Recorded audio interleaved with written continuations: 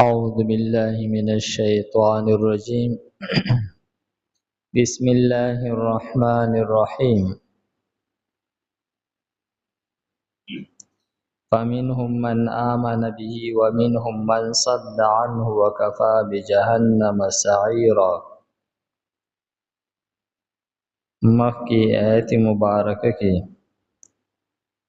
د یهود دا قباحت ذکر شو چې دوی د خلکو سره حسد کوي د الله تعالی په نعمتونو باندې.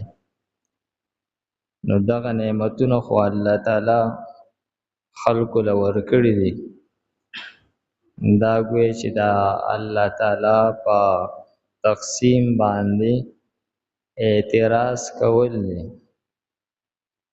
نو کچری دوی د پیغمبر باندې چې کم نعمتونه شوي دي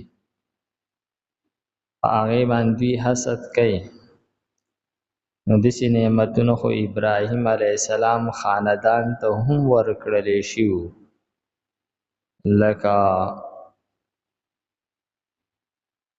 داود علیہ السلام، سلیمان علیہ السلام، یوسف علیہ السلام چې الله تعالی ول پیغمبري هم ورکړو، کتاب هم ورکړو او بادشاہي هم ورکړو. او سلیمان علیہ السلام سل بیبیان وی، نو په دې نعمتونو باندې دوی حسد کوي او د هغې د وجې نه د نبي آخر الزمان نه انکار کوي.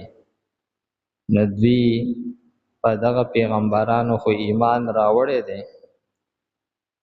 نو دا حسد د دوی بې معنی دی.